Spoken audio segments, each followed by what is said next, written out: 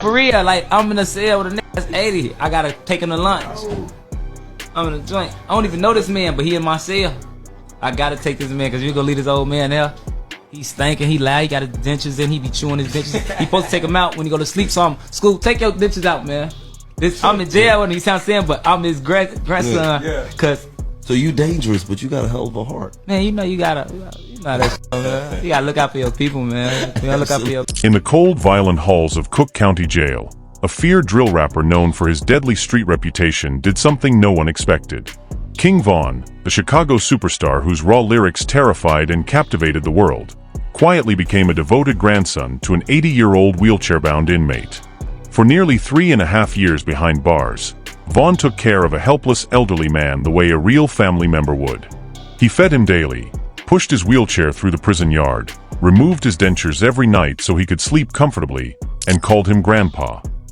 The old man, in turn, called Von his grandson until his final days. This is the hidden side of King Von that the streets never saw. The same man who embodied O Block's ruthless reputation showed a level of compassion and humanity that shocks even his biggest fans. How did a man painted as a cold-hearted killer find such tenderness inside one of America's toughest jails? What drove Von to care for a stranger like blood? Did this experience change him forever? And why has this deeply emotional story remained buried while his violent tales dominate headlines? To understand how we got here, to the real King Von, the one behind the savage image, we must go inside the walls of Cook County Jail and uncover the untold truth of a man the world thought they knew. In the cold, violent halls of Cook County Jail, a feared drill rapper known for his deadly street reputation did something no one expected. King Von, the Chicago superstar whose raw lyrics terrified and captivated the world, quietly became a devoted grandson to an 80-year-old wheelchair-bound inmate. For nearly 3.5 years behind bars, Von took care of a helpless elderly man the way a real family member would. He fed him daily, pushed his wheelchair through the prison yard, removed his dentures every night so he could sleep comfortably, and called him Grandpa. The old man, in turn, called Von his grandson until his final days. This is the hidden side of King Von that the streets never saw. The same man who embodied O Block's ruthless reputation showed a level of compassion and humanity that shocks even his biggest fans. How did a man painted as a cold-hearted killer find such tenderness inside one of America's toughest jails? What drove Von to care for a stranger like blood? Did this experience change him forever? And why has this deeply emotional story remained buried while his violent tales dominate headlines? To understand how we got here, to the real King Von, the one behind the savage image, we must go inside the walls of Cook County Jail and uncover the untold truth of a man the world thought they knew. King Von, born Davon Daquan Bennett on August 9, 1994, rose from the brutal streets of Chicago's O Block to become one of the most influential voices in drill music. His music was raw, unfiltered, and often violent, a direct reflection of the environment he grew up in. By the time he was in his early 20s, Von had already lived a life most people only see in movies: street wars, losses of close friends, and constant danger. But behind the guns, the diss tracks, and the street fame, there existed a complex human being whose story is far more layered than the headlines suggest. In 2014, Von's life took a dramatic turn when he was incarcerated at Cook County Jail. He would end up spending nearly 3.5 years there awaiting trial. Jail is a place designed to break men. It is filled with tension, violence, politics, and survival instincts. For someone with Von's reputation, entering that environment could have meant constant conflict. Instead, something unexpected happened. Von was placed in a cell with an elderly inmate who was approximately 80 years old and confined to a wheelchair. The old man was frail, unable to perform even the most basic daily tasks on his own. In an environment where everyone is fighting for themselves, most inmates would have ignored him or seen him as a burden. But Von chose a different path. Every single day, Von took personal responsibility for this man's care. He would wake up early to help him get ready. He carefully removed the old man's dentures at night and placed them safely so the elderly inmate could rest without discomfort. In the morning, he would clean and reinsert them. He pushed the wheelchair to the cafeteria, made sure the man received his meals, and often helped feed him when necessary. During yard time, Vaughn would personally wheel him around so he could get fresh air and some sense of normalcy in that concrete hell. Those who witnessed this inside the jail began calling Vaughn grandson. The elderly man, touched by this unexpected kindness, started referring to Vaughn as his grandson. Their bond became so strong that the old man treated Vaughn like real family. In return, Vaughn protected him, looked out for him, and showed him respect that many blood relatives fail to give their own elders. This wasn't a 1 week or 1 month act of kindness. This continued consistently for years. In a place where showing any sign of softness could make you a target, Vaughn openly displayed compassion. He wasn't doing it for cameras or clout. There were no phones, no social media posts, no way to gain popularity from it. It was pure, behind-the-walls humanity. This story reveals a side of King Vaughn that directly contradicts the ruthless drill rapper image he projected. The same man who could deliver ice-cold bars about street violence was capable of genuine care and patience. It humanizes him in a way that his music and street stories never could. It forces us to ask, who was the real Vaughn Bennett? Those closest to him later revealed that this experience deeply affected Vaughn. Caring for the elderly inmate taught him patience, responsibility, and the value of protecting the vulnerable. Some say it softened certain edges while he was locked up, even as he continued to write music that reflected his past. But the jail environment was still dangerous. While Vaughn was showing this compassionate side, he was also navigating the complex politics of Cook County Jail. Drill beefs from the streets didn't stop at the jail doors. Tensions remained high. Yet through it all, he maintained this quiet duty toward his grandpa. When Vaughn was eventually released, he carried pieces of this experience with him. He even titled one of his projects Grandson Volume 1 Inch, a subtle nod to the nickname he earned through this very act of kindness. It was his way of acknowledging that chapter without fully exposing the emotional depth behind it. This hidden story stands in stark contrast to the dominant narrative about King Vaughn.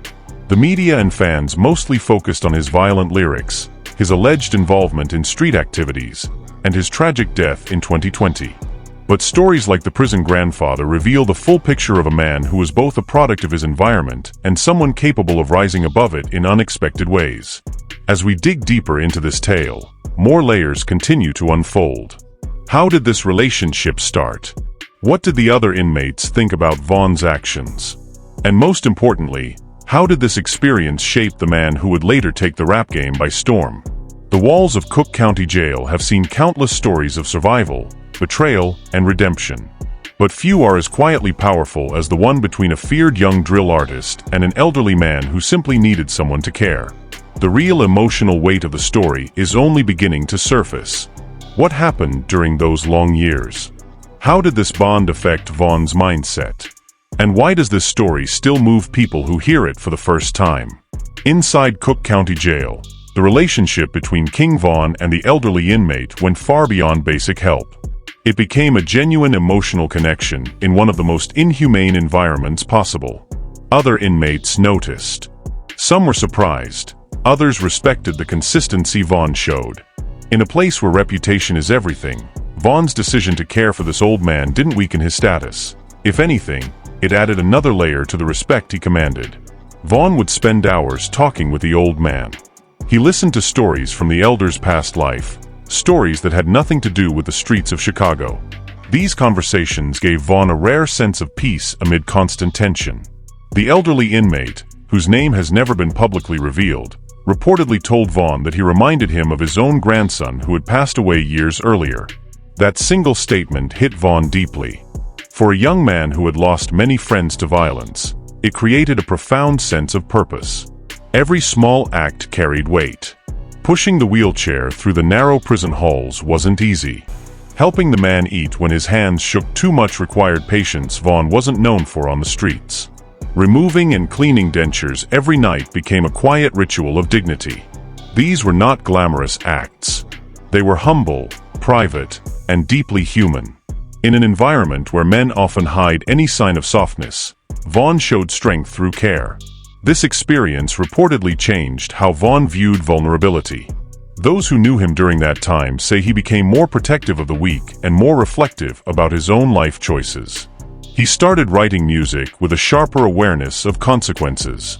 The pain, loss, and regret that later appeared in songs like Crazy Story and Took Her to the O carried new depth because of moments like these. Yet life in Cook County Jail remained dangerous. Drill rivalries from the outside world followed inmates inside. Vaughn had to balance his compassionate side with the harsh reality of survival. He protected his grandpa from any potential threats while maintaining his own reputation.